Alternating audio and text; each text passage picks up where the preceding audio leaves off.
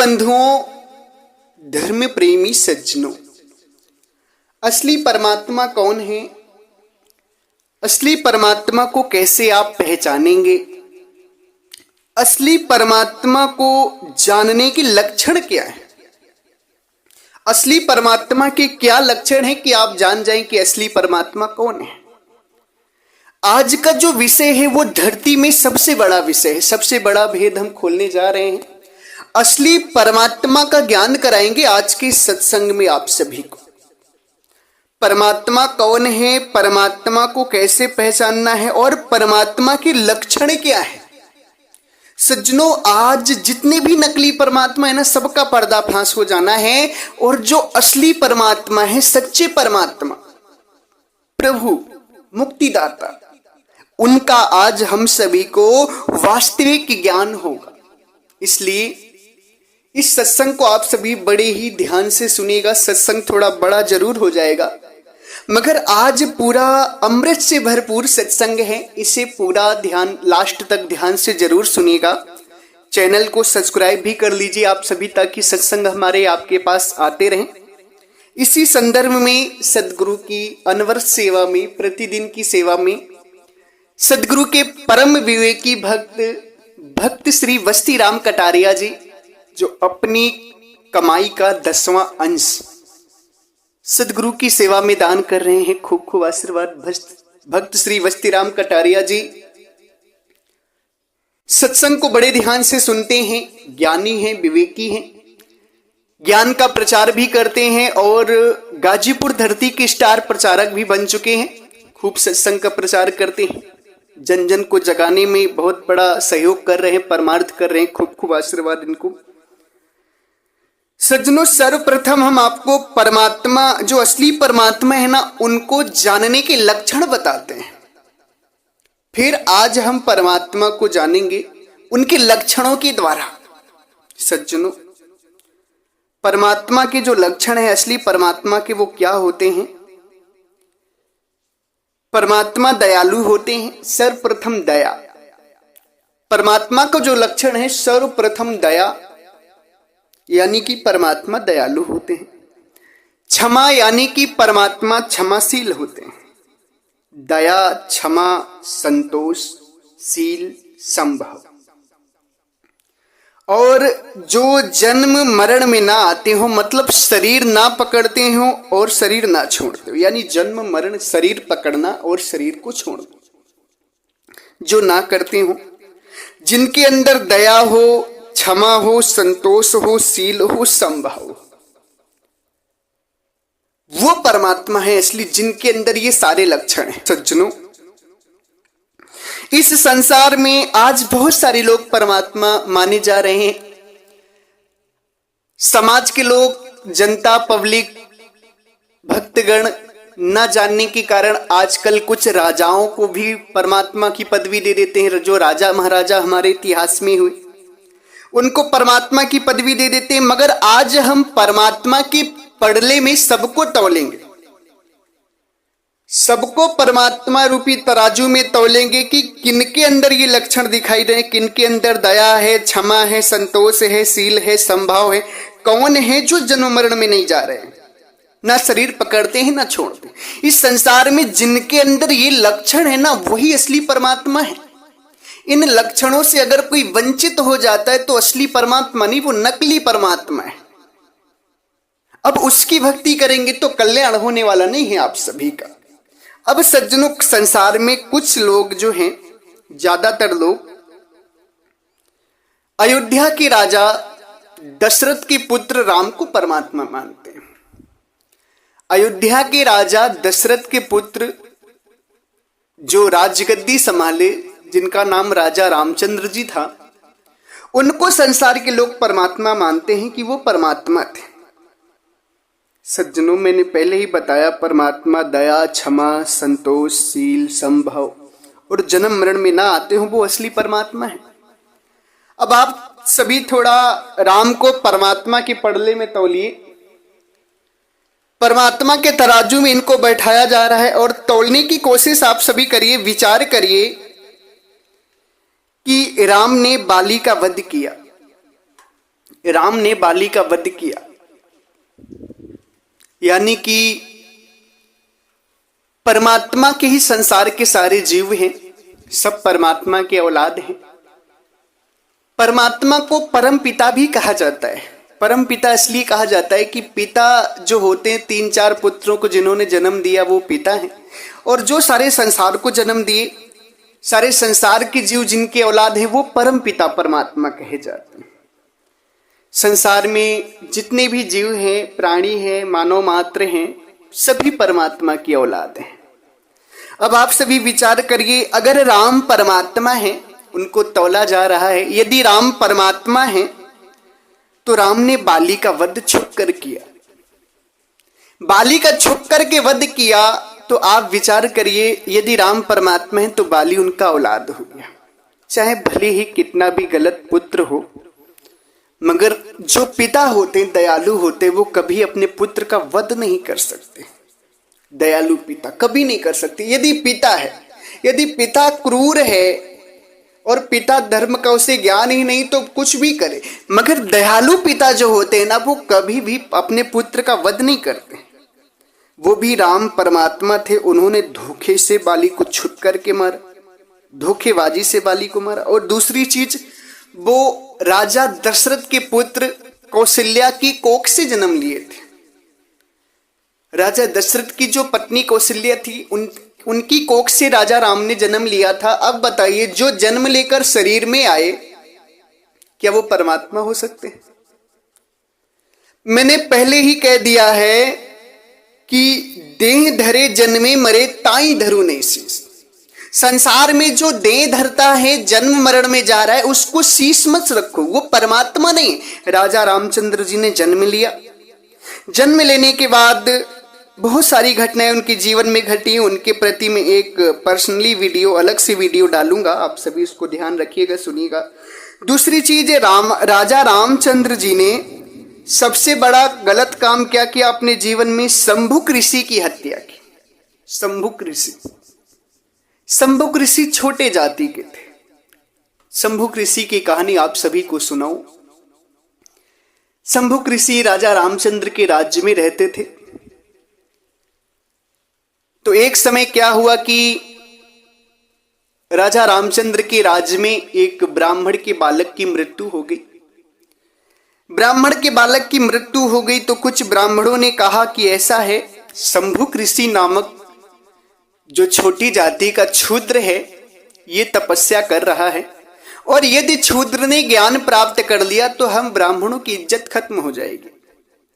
इसलिए अब इस पुत्र का, इस लड़के के वध का मूल कारण शंभुक ऋषि को बनाकर राम के सामने पेश किया जाए। अब वो जिस ब्राह्मण का बेटा मरा था, वो ब्राह्मण अपने बेटे को लेकर राम के दरबार में गया और राम से कहने लगा कि हे राम, तुम हत्यारे हो, तुम्हें हत्या का पाप लगेगा। राम ने कहा, भाई मैंने कौन सी हत्या कर दी जो मुझे हत्या का पाप लगे? तो वो ब्राह्मण कहते हैं कि तुम्हारे राज्य में कोई क्षुद्र भक्ति कर रहा है, तपस्या कर रहा है, ज्ञान दे रहा है, और ये इसी के कारण मेरा पुत्र मारा गया, इसी के कारण मेरा पुत्र अल्प आयु में मरा। तो राम ने कहा, भाई ठीक है, चलो मैं चलता हूं, खोज करता हूं। बहुत जगह राम ने ढूंढा मगर नहीं मिला। तो एक जंगल में राम गए, तो उस जंगल में शंभुक ऋषि अपने कुछ शिष्यों के साथ बैठकर शिष्यों को ये ज्ञान दे रहे थे कि देखो, इस संसार में कोई ऊंच और नीच नहीं, परमात्मा सबके खेतों में समान वर्षा करते हैं, पानी ऊंच और नीच नहीं देखता है, सबके खेतों में समान भाव से बरसता है, धूप ऊंच और नीच नहीं देखती, सबको समान भाव से मिलती है, हवा सबको समान भाव से लगती, सबको ऑक्सीजन देती है। यानी कि जब प्रकृति भेदभाव नहीं करती है हम इंसानों में, तो हम इंसान अपने आप में क्यों, अपने आप से क्यों भेदभाव करें? शंभुक ऋषि बड़ा सुंदर ज्ञान दे रहे थे। राम इस वाती को सुनकर के बड़ा प्रसन्न हुए। राम शंभुक ऋषि के पास गए, प्रणाम किया। शंभुक ऋषि ने उन्हें जल मंगवाया। तो जो शंभुक ऋषि के राम के साथ जो ब्राह्मण थे, वो ब्राह्मणों ने पूछा कि आपका जन्म किस कुल में हुआ है, आपकी जाति क्या है, आपका गोत्र क्या है? शंभुक ऋषि ने कहा, मेरा तो मानव कुल में जन्म हुआ है, मानव मेरी जाति है। तो इस तरह ब्राह्मण ने गहराई पूछी कि भाई आप इस संसार में किस जाति के? तो उन्होंने कहा हम शूद्र वर्ग के हैं। इतना सुनते ही ब्राह्मण देवता ने जल फेंक दिया। ब्राह्मणों को लोग देवता कहते हैं, मगर ऐसा कुछ भी नहीं है, सब इंसान ही है। ब्राह्मण ने जल फेंक दिया और कह दिया राम यही है वो नीच दुष्ट जिसकी वजह से मेरे बेटे की अल्प आयु में मृत्यु हुई है। राम को भी क्रोध आया। राम ने कहा भाई आपको भक्ति करने का अधिकार नहीं है तो आप भक्ति क्यों कर रहे हैं? तो शंभुक ऋषि जो है उन्होंने एक ही प्रश्न कहा कि देखो परमात्मा के बनाए हुए सारे औलाद हैं, परमात्मा भेदभाव नहीं करते तो तुम क्यों भेदभाव कर रहे हो? तो वो ब्राह्मण कहता है राम इससे बात करने की आवश्यकता नहीं, इसका वध करो। तो राम ने तलवार निकाली और शंभुक ऋषि के पेट में तलवार घोंप कर उनका वध कर दिया। उनको मृत्यु शैया पर लिटा दिया, उनको मार दिया जान से। अब सज्जनों आप यहां पर विचार करें कि राम को धरती का परमात्मा कहा जाता है, राम को परमात्मा कहा जाता है। अब आप विचार करिए कि राम ने समभाव नहीं दिखाया। यदि परमात्मा होते तो परमात्मा के सारे जीव उनके औलाद हैं और एक जीव उनकी भक्ति कर रहा है, उनका गुणगान कर रहा है, उनके सही ज्ञान का प्रचार कर रहा है, तो क्या परमात्मा का यही धर्म है कि उस पुत्र की हत्या कर दें? आप विचार करिए कि राम परमात्मा होते तो उन्हें समभाव समानता होती उनके अंदर और दया होती, अपने पुत्र की हत्या नहीं करते हो। राम ने शंभुक ऋषि की हत्या करके साबित कर दिया कि वो मात्र एक राजा थे, वो भगवान नहीं थे, परमात्मा नहीं थे, प्रभु नहीं थे। जो संसार के लोग अज्ञानता के कारण राम को परमात्मा मानते, प्रभु मानते हैं, तो आप सभी विचार करिए क्या राम के अंदर दया थी? दया होती तो वो हत्या नहीं करते। विचार करिए दया होती तो क्या वो हत्या करते? कदापि नहीं करते। समभाव होता उनके अंदर तो भी हत्या नहीं करते, समानता का भाव दिखाते, ऊंच नीच का भेदभाव नहीं रखते। क्षमा होती उनके अंदर तो सबको क्षमा करते, मगर नहीं, उनके अंदर न दया थी, न क्षमा थी, न शील था, न संतोष था, न समभाव था, न ही विदेह थे। वो तो जन्म लिए और सरयू नदी में डूब करके उनकी मृत्यु हो गई। और दूसरी चीज अब आप ये बताओ, यदि परमात्मा है, विचार करना, परमात्मा के पड़ले में सबको तौल रहे हैं। यदि राम परमात्मा होते तो परमात्मा का ये जीव क्या बिगाड़ सकता? परमात्मा तो सर्वशक्तिमान समर्थ होते, उनका ये तुच्छ जीव कुछ नहीं बिगाड़ सकता। मगर राम परमात्मा नहीं थे, डरते थे, इसलिए वो तीर धनुष तलवार आदि रखते थे, अस्त्र और शस्त्र रखते थे अपने पास। विचार करिएगा, राम परमात्मा जो उनको लोग मानते हैं वो अस्त्र शस्त्र रखते थे, किसके लिए? उनको डर था कि कोई मुझे मार न दे। कुछ लोग कहते हैं कि वो संसार में पापियों का नाश करने के लिए पैदा होते थे। अरे ये बताओ, कोई एक पिता के विपुल कुमारा पृथक पृथक गुण नेम आचारा। एक पिता के कई प्रकार के पुत्र होते हैं, कोई कुछ करता है, कोई कुछ करता है। पिता का काम होता है सबको पालना, ना कि जो अच्छा कर रहा है उसे प्रोत्साहन दे के दूसरे को मार दे। ये पिता का लक्षण नहीं, परमात्मा का लक्षण नहीं। तो राम को तुम मानते हो कि दैत्यों का नाश करने आते, सारे तो परमात्मा की ही औलाद है। दैत्य पैदा हो, राक्षस पैदा हो या मानव पैदा हो, पैदा तो परमात्मा ने किए ना। ब्रह्म परमात्मा से हुआ और ब्रह्म से सारे जीव बने। तो आप सभी विचार करिए कि यदि परमात्मा से राम को परमात्मा मानते तो किसी भी तरीके से राम परमात्मा के पलड़े पे तो खरे नहीं उतरे। परमात्मा की कसनी, वो एक राजा थे, उन्हें परमात्मा मानकर, प्रभु मानकर भक्ति करने की गलती आप सभी कदापि ना करें। जीवन मिथ्या चला जाएगा, व्यर्थ चला जाएगा, कुछ हासिल नहीं होगा आप सभी को। इनके साथ साथ आप देखें श्री कृष्ण जी को, कृष्ण भी राजा थे। अब श्री कृष्ण जी को लोग परमात्मा मानते, भगवान मानते, यहां तक कि कबीरपंथी लोग कबीर साहिब से तुलना कर देते हैं कृष्ण की। कबीरपंथी लोग सदगुरु परमात्मा जो असली परमात्मा उनसे कृष्ण की तुलना कर देते हैं अज्ञानता के कारण। कृष्ण को परमात्मा मानते। जरा कृष्ण के अंदर ये लक्षण उतार कर देखे जाएं तो कृष्ण ने अपने जीवन में सबसे बड़ा घटिया काम किया, महाभारत का युद्ध करा के उसे धर्म युद्ध का नाम दे दिया। सज्जनों विचार करिए, अपने बच्चों को आपस में लड़ाए और पिता कहे कि ये धर्म युद्ध है, अपने बच्चे आपस में लड़ो। खेती के लिए, जमीन के लिए, धन दौलत के लिए, तुच्छ चीज के लिए आपस में लड़ा दिए और कहने लगे कि ये धर्म युद्ध है। जरा आप सभी विचार करिए कि किस तरह का धर्म युद्ध है। चलो भाई, मैं मानता हूं कि पांडव धर्म में थे और कौरव अधर्म में थे, तो क्या पांडवों की तरफ की सेना नहीं मारी गई? केवल कौरवों की सेना मारी गई। जो धर्म की तरफ से लड़ रहे थे वो भी तो मारे गए उसमें। इतने बड़े नरसंहार को कराने वाले कृष्ण को आप सभी परमात्मा मानते हैं और कहते हैं कि वो दयालु हैं। क्या उनके अंदर दया का लक्षण दिखा? अपने बच्चों, आप एक बात मेरी फिर से समझ लीजिए कि एक परपिता जो होते हैं अपने 4 बच्चों को, बच्चे चाहे जैसे भी हो, समझा बुझा कर समान भाव से रखते हैं और ये चाहते हैं, पिता की खुशी ये होती है कि मेरे बच्चे आपस में कभी लड़े ना। कभी एक पिता अपने बच्चों को ये ज्ञान नहीं देते कि बेटा तुम्हें आपस में लड़ना है, लड़ो, यही धर्म युद्ध है, यही तुम्हारा धर्म है, लड़ना धन दौलत जमीन जायदाद के लिए। पिता तो ये कहते छोड़ो, जाने दो, तुम कमा कर खा लेना, वो नहीं दे रहा है, नालायक है, उसे छोड़ो, उससे झगड़ा मत करो, मारपीट मत करो, ये पाप का काम है। पिता तो अपने पुत्रों को ये समझाते, मगर नहीं, कृष्ण को लोग पिता मानते, परमात्मा मानते हैं, मगर उन्होंने ये चीज नहीं दिखाई क्योंकि वो परमात्मा नहीं, राजा थे।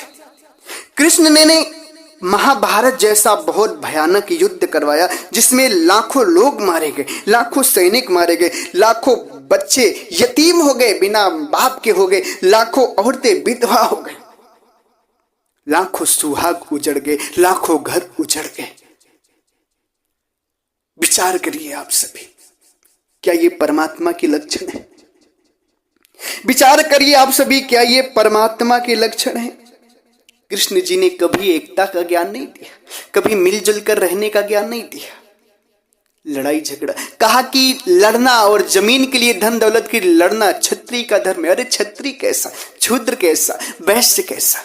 जब एक ही ब्रह्म से सारे संसार ने जन्म लिया है, जब एक ही ब्रह्म से सारे संसार ने जन्म लिया है, तो कौन क्षत्रिय, कौन वैश्य, कौन शूद्र? एक पिता के 4 पुत्र होते हैं, तो जिस जाति का पिता होता है उसी जाति के पुत्र भी माने जाते हैं। विचार करिएगा आप सभी, पिता यदि ब्राह्मण है तो बच्चे भी ब्राह्मण ही माने जाएंगे, पिता यदि चमार है तो बच्चे चमार माने जाएंगे। उसी तरीके से ब्रह्म से जब सारा संसार बना है, तो जो ब्रह्म की जाति है वही सबकी जाति, वही सबकी जाति। मगर ब्रह्म की कोई जाति नहीं, इसलिए संसार में लोगों को भी कोई जाति नहीं। मगर ये चीज कृष्ण को समझ में नहीं आई क्योंकि कृष्ण एक राजा थे, वो परमात्मा नहीं थे। कृष्ण जी ने कहा क्षत्रियों का धर्म है युद्ध करना, लड़ाई करना। ब्राह्मण, क्षत्रिय, शूद्र, वैश्य के दृश्य को ही वो नहीं समझ पाए, ये नहीं जान पाए कि सब एक है, कोई ऊंच और कोई नीच नहीं। उन्होंने ना कभी एकता का ज्ञान दिया, ना कभी समाज को प्रेम के सूत्र में बांधे, ना ही जीवों के प्रति तनिक भी दया दिखाई, और तो और उन्हें स्वयं भी जीवों से डर था। परमात्मा को किसी से डर नहीं होता, वो तो सुदर्शन चक्र, तलवार आदि सब अस्त्र शस्त्र रखते थे। उनके पास सेना भी थी, जिसे नारायणी सेना कहा जाता है। सेना भी रखते थे क्योंकि उन्हें डर था कि मेरा राज्य कोई हड़प ना ले, मेरे राज्य पर कोई कब्जा ना कर ले। अब बताओ, जो जीवों से डर रहा हो, जो जीवों पर नरसंहार करा रहा हो, जो जीवों का एकता का ज्ञान न दे, जो जीवों पर दया न करे, लाखों बच्चों को यतीम कर दे, बिना बाप का कर दे, लाखों औरतों को विधवा करा दे, उसे आप सभी परमात्मा मानते? क्या हो गया है आपके विवेक को? विचार करिए आप लोग, क्या कृष्ण परमात्मा थे? क्या कृष्ण के अंदर दया, क्षमाशील, संतोष, समभाव दिखता है? कृष्ण ने भी जन्म लिया और कृष्ण की भी मृत्यु हो गई। शरीर में एक तीर मारा बहलिए ने, उसी से उनकी मृत्यु हो गई। जो जन्म मरण में जा रहा है उसे कैसे आप सभी परमात्मा मान लेते? ना तो कृष्ण के अंदर दया थी, ना उनके अंदर क्षमा थी। अब देखिए, कहते हैं लोग कि उन्होंने 99 गालियां देने के बाद 100वीं गालियों में सर काट दिया था। यानी कि उनके अंदर क्षमा नहीं थी। परमात्मा को इस संसार में अनेक लोग गाली दे रहे हैं, मगर परमात्मा ने किसी का कुछ बिगाड़ा नहीं, आज तक बिगाड़े नहीं परमात्मा, क्योंकि वो दयालु है। अरे जीव की अनंत गलतियों को परमात्मा क्षमा करते हैं। 100 गलतियों की बात तो बहुत छोटी है, मगर कृष्ण परमात्मा नहीं थे, इसलिए वो 100 गलती बर्दाश्त नहीं कर पाए, जीव की 100 गालियां बर्दाश्त नहीं कर पाए थे। जीव थे, क्रोध आ गया, उन्होंने हत्या कर दी, सर काट दिया। अब बताओ, क्या उनके अंदर क्षमा भाव था, क्या दया भाव था, क्या सम भाव था? विचार करिए आप सब, कदापि ऐसा नहीं था उनके अंदर। गलत ढंग से लोग उन्हें परमात्मा मान लेते हैं, उनकी भक्ति में अपना जीवन लगाते हैं, जिसके कारण उनका जीवन नष्ट हो जाता है, अनमोल समय नष्ट हो जाता है, इसलिए परमात्मा को नहीं जान पाते। इनके साथ साथ आप सभी आइए शंकर जी के ऊपर। शंकर जी को लोग परमात्मा मानते हैं। शंकर जी त्रिशूल रखते थे। लोग कहते हैं कि शंकर जी प्रलय कर देते थे, क्रोध में आ जाते तो प्रलय कर देते थे। सज्जनों, शंकर जी की तो बात बताऊं। जब राजा दक्ष ने यज्ञ किया था और सती शंकर को नहीं बुलाया था, तब सती अपने पति से कहकर गई कि मैं जा रही हूं अपने पिता के यज्ञ में, मगर शंकर जी ने मना किया। शंकर जी ये नहीं जान पाए कि मेरी सती जो है जाएगी तो वहां जल करके मर जाएगी यज्ञ कुंड में कूद करके, ये नहीं जान पाए। परमात्मा तो त्रिलोकदर्शी भी होते हैं ना। शंकर जी ये नहीं जान पाए और सती गई वहां पर कूद कर मर गई, हवन कुंड में कूद गई और अपनी प्राणों की आहुति दे दी। शंकर जी को जब ये बात पता चली तो सती जी के वियोग में बहुत तड़पे, बहुत रोए, दौड़ रहे थे अपनी पत्नी की लाश को लेकर इधर उधर। बड़ा प्यार करते थे अपनी पत्नी सती से। शंकर जी जब अपनी पत्नी की रक्षा नहीं कर पाए, पत्नी की मृत्यु की खबर नहीं जान पाए, तो आप सभी की रक्षा कहां से करेंगे? बताओ आप सब। आप सभी उन्हें भगवान मानते, परमात्मा मानते। त्रिशूल रखते थे वो। त्रिशूल किसके लिए रखते थे? जीवों पर चलाने के लिए। डर था उन्हें संसार के लोगों से, मारना था संसार के लोगों को। अरे सारे संसार के लोग परमात्मा के औलाद है, आखिर क्यों रखेंगे परमात्मा अपने बच्चों पर चलाने के लिए अस्त्र और शस्त्र? विचार करिए आप सभी। थोड़ा सा भी विचार नहीं करते हैं आप लोग। किसी को भी परमात्मा मान लेते हैं, किसी की भी भक्ति करने लगते। जब शंकर जी सती को नहीं बचा पाए, अपनी पत्नी को नहीं बचा पाए, आपकी रक्षा क्या खाक करेंगे? विचार करिए। कहते हैं क्रोध में जब तांडव करते थे तो सृष्टि का प्रलय कर देते। जब परमात्मा ही को क्रोध इतना भयंकर आ रहा है कि सृष्टि का विनाश कर दे, प्रलय कर दे, तो फिर किस बात के परमात्मा? क्या भक्ति की जाए उनकी, क्या ज्ञान मिले उनसे? ना तो उनके अंदर दया थी, ना उनके अंदर क्षमा थी, संतोष था, शील था, संभाव था, कुछ भी नहीं था उनके अंदर। ना वो जन्म मरण से रहित थे। वो भी जन्म लिए और मर गए, 84 में गए। इसलिए इनकी भक्ति करने से आपको परमात्मा की प्राप्ति नहीं हो सकती, मुक्त नहीं हो सकते। इनके अंदर परमात्मा के लक्षण नहीं दिखते, नहीं दिखते, नहीं दिखते। अब आप सभी आइए ईसाई धर्म के मसीहा ईसा मसीह। ईसा मसीह मछली खाते थे, चावल खाते थे, मछली भात, मछली रोटी खाते थे। विचार करिए आप, मछली भी परमात्मा का ही अंश है, परमात्मा की ही औलाद है मछली। अगर ईसा मसीह परमात्मा होते, गॉड होते, तो क्या मछली को मारकर खाते? विचार करिए आप सभी। ईसा मसीह को लोग परमात्मा मानते। ईसा मसीह अगर परमात्मा होते तो परमात्मा की ही औलाद मछली भी है। यही मनुष्य ही गंदे कर्म करने के कारण मछली योनि में गया। कर्म के हिसाब से मछली योनि में गया, मनुष्य ही गया है। मनुष्य की ही आत्मा मछली में भी गई, मछलियों की आत्मा मनुष्य में भी आती, कर्म के हिसाब से। अब आप बताइए, परमात्मा होकर किसी जीवों के शरीर को मार कर खाएं, क्या परमात्मा के लक्षण है? क्या ईसा मसीह के अंदर दया है? क्या क्षमा है उनके अंदर? विचार करिए आप लोग। किसी को इस तरह परमात्मा नहीं मान लेना चाहिए, इस तरह किसी की भक्ति नहीं करनी चाहिए। दूसरी चीज, मोहम्मद, इस्लाम धर्म के संस्थापक मोहम्मद जी को लोग अल्लाह की भांति मानते हैं। कुछ लोग तो नहीं अल्लाह ही मानते हैं। आप बताइए, जितना बड़ा गलत संदेश उन्होंने समाज को दिया है, अभी तक तो मेरी नजरों में किसी ने नहीं दिया। उन्होंने ये कहा है कि जितने भी पशु पक्षी हैं, सुअर को छोड़कर सभी तुम्हारे खाने के लिए बनाए गए, सभी तुम्हारे खाने के लिए बनाए गए।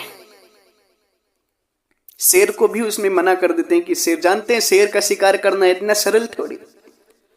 अब आप विचार करिए कि परमात्मा कह दे कि मेरे जितने भी औलाद हैं मनुष्य को छोड़कर सभी को खाओ, तुम सभी को मारकर खाओ। क्या ये परमात्मा के अंदर दया दिख रही है? क्या शील समाज भाव दिख रहा है मोहम्मद जी के अंदर? मैं मोहम्मद के लोगों से पूछता हूं, मोहम्मद जी ने तो यहां तक कहा कि जो मुसलमान है वही सच्चे हैं, बाकी सारे के सारे काफिर हैं और किसी धर्म के लोग काफिर हैं, उनको मारो, उनके साथ जाति करो, गलत किसी भी तरीके से उन्हें इस्लामिक बनाओ। ऐसी सारी चीज वो कुरान में लिख कर गए और कुरान स्वयं लिखे और कह दिए कि ये अल्लाह की किताब है। मोहम्मद जी को लोग परमात्मा मानते हैं, अल्लाह मानते हैं, परवरदिगार मानते हैं, खुदा मानते हैं। विचार करिए आप सभी, क्या परमात्मा ऐसे काम कर सकता है? क्या परमात्मा ऐसे काम कर सकते हैं कि अपने ही बच्चों से कहे कि और मेरे बच्चे जो हैं वो मार के खाने के लिए ही बनाए गए हैं? ईसाइयों में और मुसलमानों में जितनी जीव हत्या होती शायद ही किसी धर्म में होती होगी। अनेक जीव काटे जाते हैं, अनेक हत्याएं होती हैं इस्लाम धर्म के लोगों। विचार करो, क्या जिन्हें तुम परमात्मा मानते हो उनके अंदर दया है? तनिक भी रहम है? जीवों की पीड़ को समझ रहे हैं थोड़ा सा भी? उन्हें तुम परमात्मा मान लेते हो। परमात्मा की लक्षण है दया, क्षमा, संतोष, शील, संभाव, जन्म और मरण में ना है। ये है असली परमात्मा के लक्षण।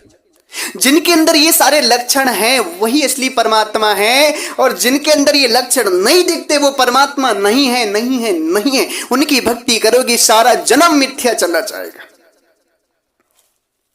इस संसार में न राम परमात्मा है, न कृष्ण परमात्मा है, न ब्रह्मा विष्णु महेश परमात्मा है, न दुर्गा काली परमात्मा है, न ईसा मसीह परमात्मा है, न मोहम्मद परमात्मा है। कोई परमात्मा नहीं, सारे के सारे राजा महाराजा और जीव हैं, परमात्मा नहीं। इनकी भक्ति में मिथ्या जन्म मत लगाओ। मैं असली परमात्मा का ज्ञान कराता हूं कि असली परमात्मा कौन है इस संसार। सज्जनों, असली परमात्मा तो केवल और केवल परमात्मा सतगुरु कबीर साहब है। उनके अलावा इस संसार में असली परमात्मा कोई नहीं है। कैसे परमात्मा? मैं इस बात को साबित करता हूं। परमात्मा सतगुरु कबीर साहब जब ज्ञान प्रचार कर रहे थे तो एक जीव ने, केवल एक जीव, बादशाह सिकंदर के गुरु शेख तकी ने उनको 52 तरीकों से मारने का प्रयास किया। खौलते हुए तेल को उनके ऊपर डाला, गोलियां चलवाई, कोल्हू में पिरवा दिया, पत्थर बांध के गंगा में डाल दिया, कुएं में, इनारे में कुएं में नुकीले हथियार गाड़ के उसमें उनको डलवा दिया, ऊपर से मिट्टी डलवा दी, पैक करवा दिया, आग से जलवाया, गाय को काटकर उनके ऊपर खून डाला, कई पेड़ों में बांधा, बंदूक से उड़वाया, तोप से उड़वाया, अनेक प्रकार से सदगुरु को मारने की कोशिश की। मगर सदगुरु परमात्मा तो नहीं शरीर थे, इसलिए उनका कुछ बिगाड़ नहीं पाया। मगर उसके बावजूद सदगुरु परमात्मा ने कभी एक हाथ तक नहीं उठाया शेख तकी पर। शेख तकी ने जब अपनी गलतियों की माफी मांगी तो सदगुरु ने तुरंत उसे क्षमा कर दी। सदगुरु परमात्मा कबीर साहिब के अंदर दया भाव है। आज तक मुझे कोई एक प्रमाण दिखाए कि सदगुरु परमात्मा कबीर साहिब ने कभी तलवार रखी हो, कभी तीर रखी हो, धनुष रखी हो, सुदर्शन चक्र रखा हो, त्रिशूल रखा हो, या किसी भी जीव को एक थप्पड़ मारे हो। मुझे एक इस बात का कोई प्रमाण दिखाए, किसी भी जीव को एक थप्पड़ तक मारे हो परमात्मा सदगुरु कबीर साहिब। परमात्मा सदगुरु कबीर साहिब न माता के गर्भ से जन्म लिए, न ही उनकी मृत्यु हुई, ना ही वो जन्म लिए, वो प्रकट हुए और अंतर्ध्यान हो गए। इस विश्व में केवल परमात्मा सदगुरु कबीर साहब ही हैं जिनका जन्म नहीं हुआ। वो प्रकट हुए स्वयं काशी में लहर तारा नामक तालाब में और अंतर्ध्यान हो गए मगहर में। शरीर नहीं मिला, शरीर होता तो मिलता ना। सज्जनों, सदगुरु परमात्मा कहते हैं, आवे जाए सुमाया संतो, आवे जाए सुमाया, आवहि जा सो माया हो संतो, आवहि जा सो माया। जो संसार में शरीर से में आया, माता के गर्भ में आया और शरीर छोड़कर गया, वो माया है, वो परमात्मा नहीं हो सकता। और परमात्मा सदगुरु कबीर साहब ना शरीर पकड़ कर आए और ना शरीर छोड़कर गए, वो असली परमात्मा है। कभी उन्होंने जीवों पर चलाने के लिए हथियार नहीं रखे, क्योंकि वो सारे लोग उनकी औलाद हैं। किस पर वो मारे, किसको वो मारे, बताइए। परमात्मा सदगुरु कबीर साहब ही असली परमात्मा है। एक पिता ही अपने बच्चों को समानता से देखते हैं। परमात्मा सदगुरु कबीर साहब जब धरती पर आए ना, तो उन्होंने इस जीव के अंदर जो भ्रांतियां थी, ब्राह्मण क्षत्रिय शूद्र वैश्य की, ये सारी भ्रांतियां निकाल करके सबको प्रेम और एकता के सूत्र में बांध दिए परमात्मा सदगुरु कबीर साहब। जाति और जाति पात ऊंच नीच के भेदभाव को खत्म करने की जब बात आती, तो पहला नाम परमात्मा सदगुरु कबीर साहब का आता है। पूरा विश्व जानता है कि परमात्मा सदगुरु कबीर साहब जब आए, तब ये जातिवाद ऊंच नीच का भेदभाव खत्म हुआ। तब सारे समाज के लोगों को भक्ति करने का अधिकार, शिक्षा ग्रहण करने का अधिकार, धन रखने का अधिकार और संपत्ति का मालिक बनने का अधिकार परमात्मा सदगुरु कबीर साहब के पृथ्वी पर आने के बाद मिला है। वही परमात्मा है। उन्होंने सभी को एकता में होने का ज्ञान दिए हैं परमात्मा सदगुरु कबीर साहब। किसी के साथ उन्होंने जाति नहीं की, ना ही किसी राज्य के राजा बने। परमात्मा का तो सारे लोग उनके हैं। सबको, हिंदू मुस्लिम सिख ईसाई, सबको एक किए, क्योंकि वो परमात्मा एक पिता ही चाहते हैं कि मेरे बच्चे आपस में मिलजुल कर रहें। और परमात्मा सदगुरु कबीर साहब ने ना हिंदुओं को उकसाया, ना मुसलमानों को उकसाया, ना ईसाइयों को, एक दूसरे के प्रति नफरत नहीं फैलाई, सबको एकता का ज्ञान दिए परमात्मा सदगुरु कबीर साहब। प्रेम के बंधन में बांधे, असली परमात्मा को उन्हें ज्ञान कराए। ना कि किसी के अंदर नफरत भरी, ना ही किसी को मारा, ना ही किसी के ऊपर तलवार उठाई परमात्मा सदगुरु कबीर साहब। अगर उठाई है तो मुझे कोई बताए। इस संसार के लोगों ने ना जाने कितनी अनगिनत कसनी ली है परमात्मा सदगुरु कबीर साहब की, अनगिनत कसनियां, मगर किसी को परमात्मा ने आज तक एक थप्पड़ तक नहीं मारा है। कितने लोग परमात्मा सदगुरु कबीर साहब को उल्टा सीधा आज बोल रहे हैं। घट घट में बैठे हैं परमात्मा, सबके घटों में सर्वव्याप्त है, सबकी वाणियों को सुन भी रहे हैं परमात्मा। कितने लोगों ने अपशब्द बोलते, मगर परमात्मा दयालु है, क्षमाशील है, सबको क्षमा कर देते हैं प्रभु। अगर वो चाह देना तो एक बार ताक देंगे, पूरे ब्रह्मांड में आग लग जाएगी, इतनी क्षमता है परमात्मा की। उनकी क्षमता का तो मैं कह नहीं सकता कितनी क्षमता है उनमें। वो राई से पर्वत और पर्वत से राई कर सकते हैं, मगर उन इतने दयालु हैं कि इस जीव के हर गलती को परमात्मा ही क्षमा कर सकते हैं। इस जीव में क्षमता नहीं कि जीव की गलती को जीव क्षमा करते। रामकृष्ण जीव थे, ये जीव की गलतियों को क्षमा नहीं कर पाए और लड़ गए, तलवार चलाई, तीर चलाई, धनुष चलाई, युद्ध किया, लड़ाई की, मारपीट की, हत्याएं की। मगर परमात्मा सदगुरु कबीर साहब का एक ऐसा प्रसंग मुझे बता दो जहां उन्होंने किसी की हत्या की हो, या किसी को मारा हो, या कभी तलवार रखी हो, धनुष चलाया हो, या कभी नफरत फैलाई। परमात्मा सदगुरु कबीर साहब ने एकता के धागे में बांधा है सबको। वो असली परमात्मा है। उन्हीं की भक्ति करने से मुक्ति होगी। उन्हीं के अंदर दया भी दिखती है, उन्हीं के अंदर क्षमा भी दिखता है, उन्हीं के अंदर शील संतोष समभाव दिखता है। संसार में अगर सबको समानता का ज्ञान दिए हैं, तो परमात्मा सदगुरु कबीर साहब, इनके अलावा किसी ने समानता का ज्ञान नहीं दिया इस संसार में। अगर दिया है तो बताओ। अगर किसी ने दिया भी है तो परमात्मा सदगुरु कबीर साहब के विचारों से ही दिया होगा। इस सृष्टि को केवल परमात्मा ही समभाव से देखते हैं और सभी लोग एक दूसरे को ऊंच नीच ठहराते हैं। परमात्मा की सारे औलाद हैं, इसलिए परमात्मा ने सबको कहा, माता की रज पिता के बिंदा का को कहिए ब्राह्मण शूद्र। माता के रज और पिता के वीर से ही सबकी उत्पत्ति हुई है। किसको ब्राह्मण और किसको शूद्र कहो। मुसलमान हिंदुओं को एक करते कहते हैं कि राम रहीमा एक है, एक है कृष्ण करीम। राम रहीमा एक है, एक है कृष्ण करीम। मैदा एक पकवान बहु बैठे कबीर जी। सदगुरु कहते हैं कि राम और रहीम एक ही है। राम भी जीव है और रहीम भी जीव है। कृष्ण करीमा एक है कृष्ण करीम। कृष्ण भी जीव हैं और करीम भी जीव हैं। इनको परमात्मा मानकर भक्ति मत करो, ये सारी आत्माएं हैं। कृष्ण भी एक है, राम भी एक है, रहीम भी एक है और करीम भी एक। ये सभी जीव हैं। इनके चलते झगड़ा मत करो आपस में, इनके चलते लड़ाई मत करो। जैसे एक मैदा के